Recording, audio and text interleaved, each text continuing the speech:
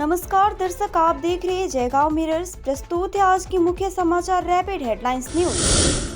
कटेली तार की बाड़ काटकर बांग्लादेश से भारत में अवैध रूप से प्रवेश करने के दौरान बीएसएफ की फायरिंग में 2 बांग्लादेशी की मौत हो गई।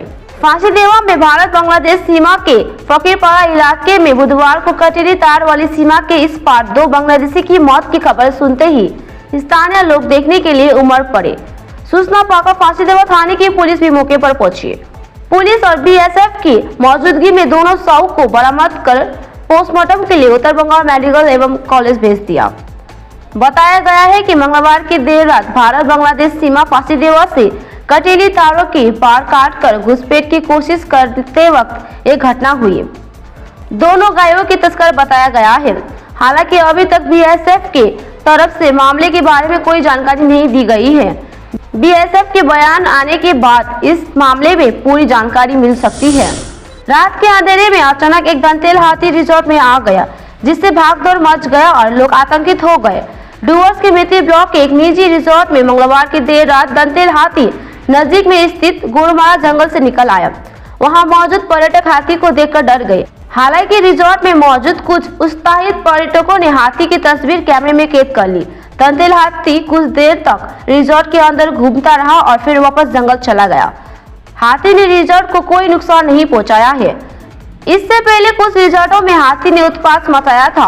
हालांकि यहां हाथी केवल रिजॉर्ट के परिसर के आसपास घूमता रहा और फिर लौट गया। बागडोगरा में एक और सड़क हादसा हुआ है। यात्री बस और 4 पहिए वाहन की टक्कर में एक महिला एयरफोर्स कर्मी घायल हुई। ये घटना बागडोगरा हवाई अड्डे के पास राष्ट्रीय राजमार्ग 31 पर घटी है। ज्ञात हो कि जब बागडोगरा एयरफोर्स कंपनी से निकलकर अपने 4 पहिए वाहन से सामान लेकर जा रही थी, तब इस्लामपुर से सिलगुड़ी जा रही एक सरकारी बस के आमने सामने टक्कर में वो घायल हो गई।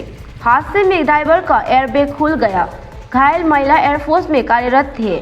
घटना के बारे में बस चालक एमडी अली ने बताया कि अचानक कार के सामने आ जाने से ये हादसा हुआ।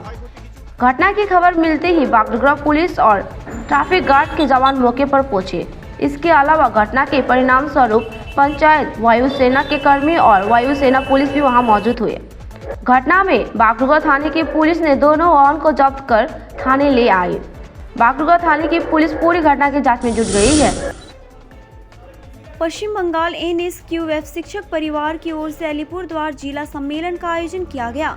पश्चिम बंगाल एनएसक्यूएफ शिक्षक परिवार की ओर से अलीपुरद्वार जिला सम्मेलन का आयोजन फालाकटा गर्ल्स हाई स्कूल में किया गया। इस सम्मेलन में अलीपुरद्वार जिले के 100 प्रतिनिधि उपस्थित थे। आज पौधारोपण के जरिए कार्यक्रम की शुरुआत की गई। सम्मेलन में ठेकेदार संस्थाओं द्वारा शिक्षकों की भर्ती रद्द, सरकारी पद्धति से शिक्षकों की भर्ती किए जाने को लेकर विस्तार से चर्चा की गई। पश्चिम बंगाल विद्युत सहायिका कर्मी यूनियन के सदस्यों को फिर से काम पर किया गया बहाल। सीटों के संबंध पश्चिम बंगाल विद्युत सहायिका कर्मी यूनियन के जिन 8 सदस्यों को काम की छटनी कर दी गई थी, यूनियन की पहल पर फिर से श्रमिकों को काम पर बहाल कर दिया गया है, यानी काम पर रखने का निर्णय लिया है। मजदूरों ने बताया कि कल डिविजनल मैनेजर से चर्चा के बाद जब वे आज सुबह काम पर शामिल होने गए तो ठेकेदार कंपनी के मालिक ने उन्हें फिर से काम पर आने से रोक दिया और असभ्य भाषा का भी प्रयोग किया।